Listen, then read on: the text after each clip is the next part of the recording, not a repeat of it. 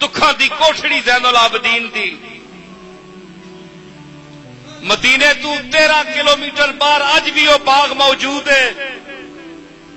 Karbala में काफिला लुट गया, बाप मारा गया, भाई मारे गए, सब कुंबे का सफाया हो गया। लुटकर काफिला अहले बैत दमिश्क से जब मदीने मुनव्वरा पहुंचा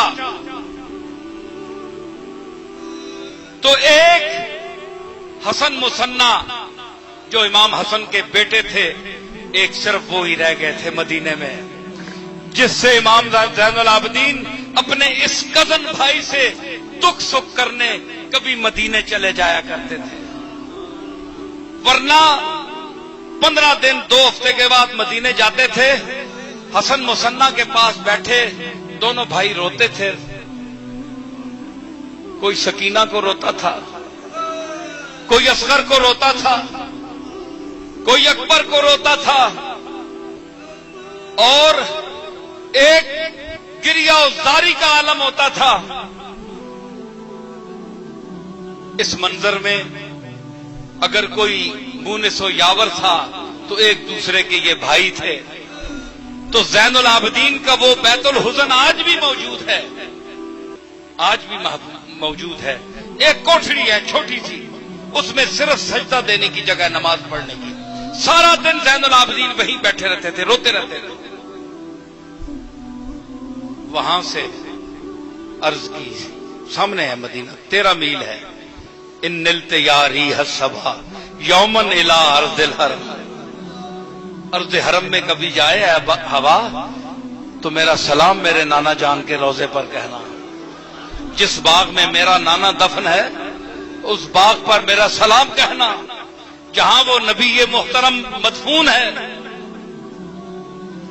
फिर अपने दुखों का जिक्र किया तो दिल में दुख होता है। ज़ैनुल आबदीन से किसी ने पूछा, ईद का दिन था कि इमाम आज 60 साल होने को हैं, 50-60 साल का गुजर गया अरसा, और आज तक आपके लबों पर हमने कोई मौजे तबस्सुम खेलते हुए नहीं देखी, कभी मुस्कुराते हुए आका आपको नहीं देखा। अहले मदीना इकट्ठे होकर ज़ैनुल आबदीन के पास आए कि आज तो मुस्कुरा दो। पता है तारीख में ये लफ्ज महफूज है। ज़ैनुल आबदीन ने फरमाया, तुम्हें मालूम नहीं कि याकूब को शक था, याकूब को शक था कि मेरा बेटा यूसुफ जिंदा है या नहीं। याकूब को शक था, इस शक में थे याकूब कि उनका बेटा जिंदा है या नहीं। 40-50 साल रोते रहे और आंखें सफेद हो गईं। और मैं बदनसीब जिसने एक दिन में 18 जवान लाशें अपनी आंखों से कत्ल होते हुए देखे और उठते हुए लाशें देखे। मैं तो यकीन से देख रहा था और तुम मुझे कहते हो कि मैं मुस्कुराता नहीं। कौन मुस्कुराए? हुसैन का सर जिस्म से जुदा होते हुए ये मंजर, और वो वक्त याद करो जब सकीना की बालियां नोची गई थी और खून का फव्वारा उसके कानों से जारी हुआ था। तुम भी बेटियों वाले हो, तुम्हारे भी बहनें हैं, तुम्हारे भी घर हैं। देखो औलादे रसूल पर ये जुल्म हुआ तो आज तुम तरह तरह की बातें बनाते हो। मुल्ला, तुम्हारी बेटी के सर से चादर नोची जाए, चादर खींची जाए तो मुझे मालूम होगा, फिर मैं देखूंगा कि तू उसका क्या हशर करता है। वो रिदाए ततहीर जिनके सरों से उठाई गई और सरे मजलिस यजीद के दरबार में सैयदा फातिमा की लाडली زینب کی بہن فاطمہ کے سر سے چادر یہ کہہ کر اتاری گئی کہ یہ رشتہ مجھے دے دو. ملا تو گوارا کر لے گا تیری بیٹی کو دیکھ کر کوئی کہے کہ یہ رشتہ مجھے پسند ہے؟ بے غیرتو حیا کرو، بے غیرتو اہل بیت کے دشمنوں. حسن حسین سیدہ زہرا کے نور ہیں اور کملی والے کے منظور ہیں. یہ کیسی امت ہو کہ نانا کا ادب تو کرتے ہو، اولاد کو برا جانتے ہو. جو اولاد کو برا جانے باپ اس کو اچھا نہیں جانتا، نانا اس کو اچھا نہیں جانتا. آپ کے محلے میں آپ کے بچے کو کوئی تھپڑ مارے، آپ کے پاس بچہ روتا ہوا آئے تو آپ کس نظر سے اس آدمی کو دیکھیں گے؟ بولیے آپ، کس نے تم نے کیا کیا ہے؟ اور تم دل میں رکھو گے وہ بات کہ اس نے اس موقع پر میرے بیٹے کے ساتھ یہ سلوک کیا تھا. یاد رکھ، اگر تو نے حسن حسین کا اور کیا تو کر سکتا ہے؟ کون دیتا ہے؟ دینے کو منہ چاہیے. تو کیا کر سکتا ہے؟ کم از کم ادب ہی رکھ، حیا کر، اور حسین کے دشمنوں کو حسین کا دشمن سمجھ اور اپنا دشمن سمجھ. اگر نہیں سمجھے گا تو کل قیامت کے دن حسین کا اور حسن کا نانا اگر پل صراط پر کھڑے ہوئے تیرے گزرنے کے وقت یہ کہہ دے کہ میرے مالک یہ میرے حسنین کو پسند نہیں کرتا تھا، اس کو میں نہیں گزرنے دوں گا، تو کیا سمجھتا ہے کہ کملی والے کے اشارے کے بغیر اللہ گزار دے گا؟ جو کہتا ہے قد نرا تقلب وجهک فی السماء، جس چہرے نے دعا نہیں کی یہاں بھی چہرہ آیا، یہاں بھی چہرہ آیا.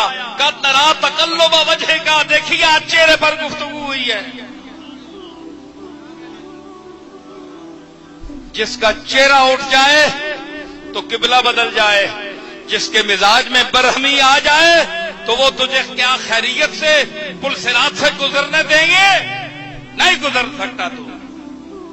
اس لیے حسن اور حسین کی، اس کی ماں فاطمہ الزہرا کی، علی کی عزت کر، ادب کر، محبت کر اس خانوادے سے.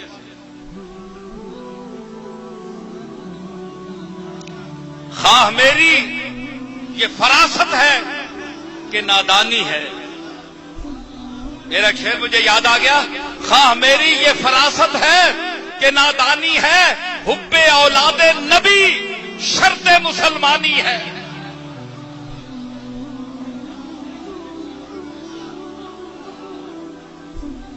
اس کے ساتھ ساتھ ہم احترام صحابہ کرام کرنے کے بھی مکلف ہیں. ہمیں حکم ہے کہ ہم صحابہ کا بھی احترام کریں، ان کے درجات کا بھی خیال رکھیں. تو حضرات میں یہ کہہ رہا تھا، اب میں گفتگو کو سمیٹ رہا ہوں. ہاں، تو یہ امام حسن کی خلافت کے متعلق کہہ رہے ہیں بھئی روشنی ڈالے. روشنی کیا ہے؟ وہ سراپر روشنی تھے.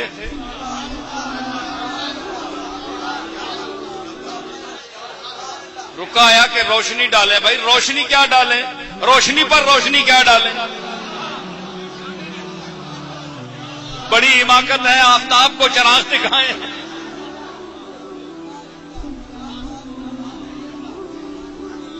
خلافت راشدہ صدیق اکبر، فاروق اعظم، عثمان غنی، علی، 4 اور 5ویں روشنی حسن مجتبی.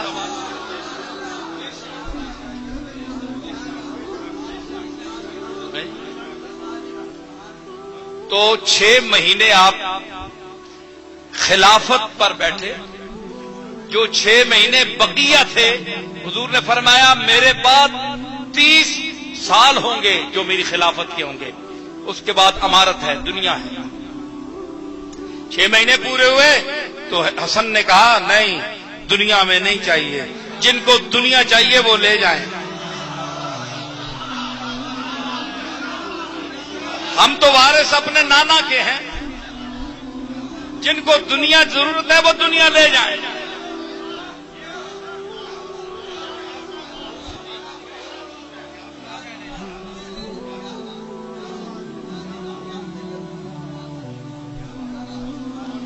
تو مطلب ہے کہ یہ بہت بڑی بات ہے. دیکھیں اقتدار چھوڑنا بہت بڑی آزمائش ہے. کوئی نہیں چھوڑ سکتا. ایک طرف یہ تھا کہ کسی طرح ہو میں اقتدار پر فائز رہوں, چاہے آدمی مرتے ہیں تو مریں. امام حسن نے کہا نہیں, میں وہ اقتدار کبھی نہیں پسند کر سکتا